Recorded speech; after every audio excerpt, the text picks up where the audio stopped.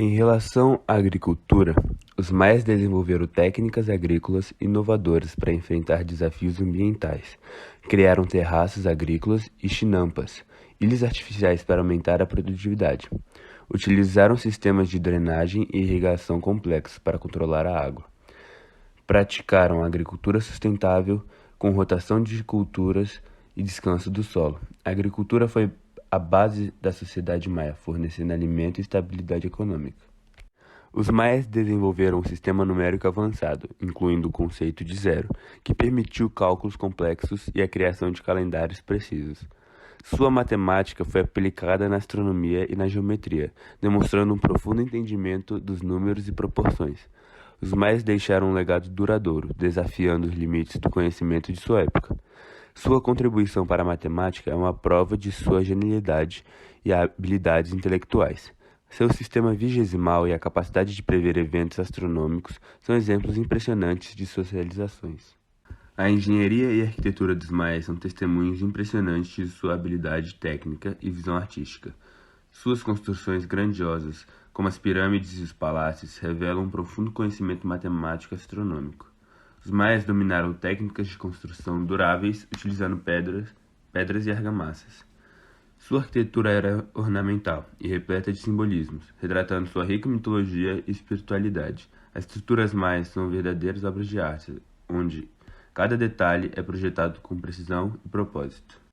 Os astecas foram uma civilização pré-colombiana e desenvolveram-se na Mesoamérica. A capital dos astecas era a cidade do Tenochtitlan, conhecida por sua grandeza e localizada onde hoje fica a cidade do México, capital do México. Os astecas ficaram conhecidos por formarem uma civilização com estilo de vida sofistificado. E quando os espanhóis chegaram na região e da Mesoamérica, aproximadamente em 1492, os astecas estavam em seu auge, com grande cidade e monumento. Assim, muitas marcas escritas foram deixadas das civilizações astecas, porque os padres espanhóis faziam registro do que viam. No entanto, em termos materiais, não possuímos muitos vestígios, porque os espanhóis destruíam a construção no intuito de colocar sua própria igreja. Falando um pouco sobre o Império Inca, foi o maior império no tempo conhecido como América Pré-Colombiana, com um centro tanto político como administrativo na cidade de Cusco. Construiu um vasto e forte império devido ao seu poder militar e ao seu poder de negociação e algumas inovações em algumas tecnologias. Podemos destacar aí algumas em relação, por exemplo, à engenharia civil.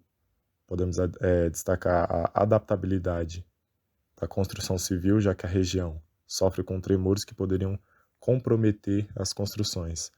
Elas foram feitas então de uma maneira que pudessem acompanhar o solo e as suas irregularidades, fazendo com que suportassem os tremores.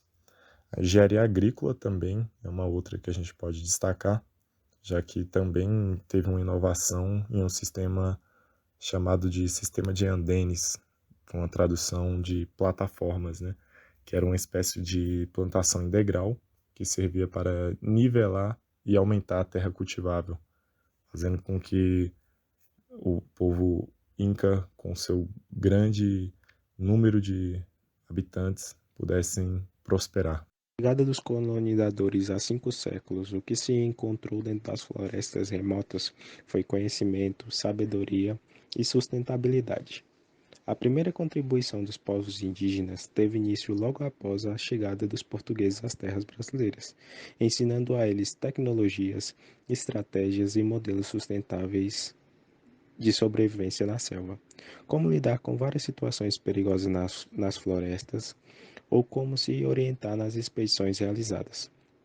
Depois dessas, muitas outras contribuições fizeram e são partes da história de nosso país, mas infelizmente sabemos muito pouco sobre elas.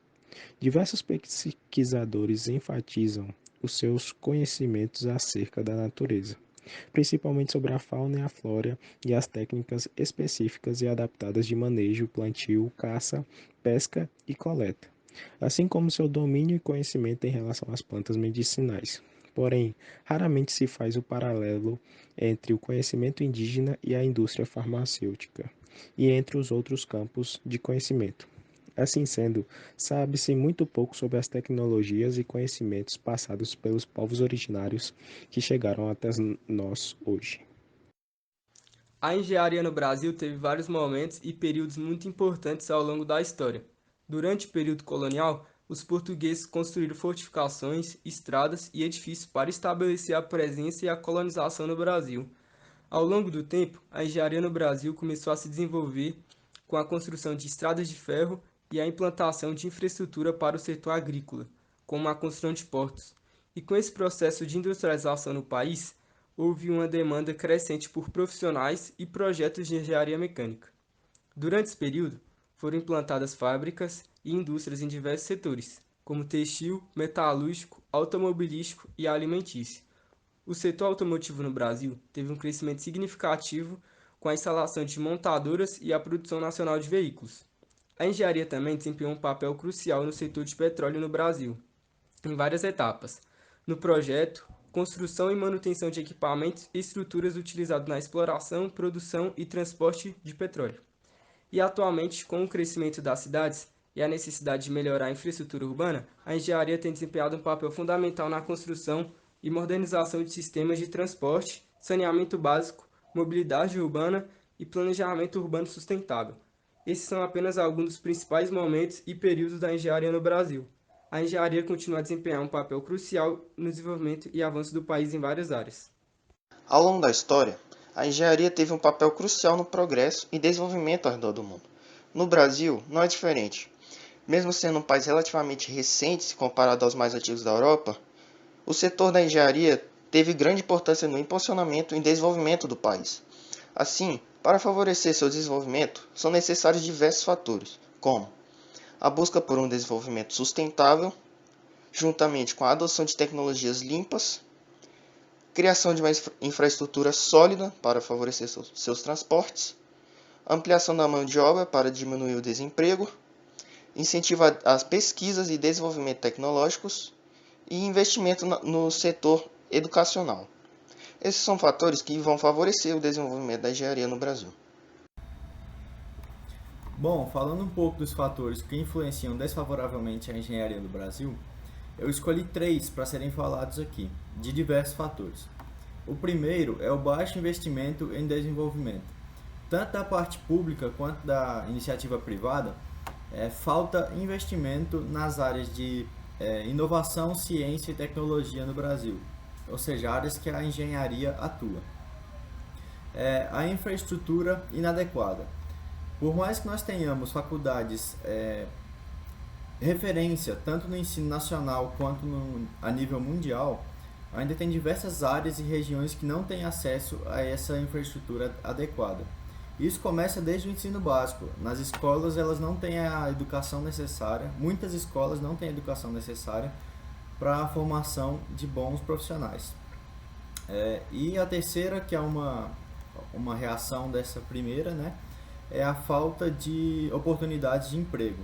Ou seja, se não tem investimento, se não tem a busca, também não tem a necessidade da contratação de novas pessoas, de novos engenheiros.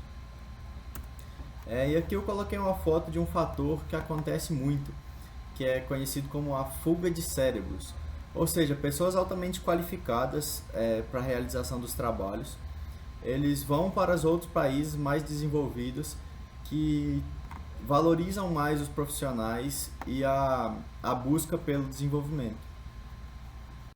Hoje, a tendência, não só no Brasil, mas no mundo, é que várias profissões desapareçam, graças ao avanço da tecnologia que pode substituir facilmente diversas profissões. Entretanto, para o engenheiro é bem diferente. A tendência é que a engenharia tenha um futuro cada vez mais promissor e que o engenheiro seja cada vez mais valorizado. Isso se deve não só por ele ser o profissional responsável por desenvolver as tecnologias novas que hoje aparecem no mercado, mas também por ser ele o profissional que pensa e desenvolve soluções eficientes e economicamente viáveis para resolver os diversos problemas que enfrentamos hoje. Várias áreas em que o engenheiro é o profissional responsável têm tendências muito boas para o futuro. Entre elas, vale destacar a sustentabilidade, que é a maior tendência das engenharias do futuro. Nós estamos cada vez mais preocupados com o meio ambiente, em solucionar os problemas que o agridem. Temos também a eficiência energética. Os engenheiros estão desenvolvendo maneiras mais limpas de gerar energia que agridem cada vez menos o meio ambiente e maneiras mais eficientes de gerar energia. A modernização, melhorando cada vez mais as tecnologias que nós já possuímos, e a automação, acelerando o processo de produção dos produtos sem perder a qualidade dos mesmos, principalmente em processos repetitivos.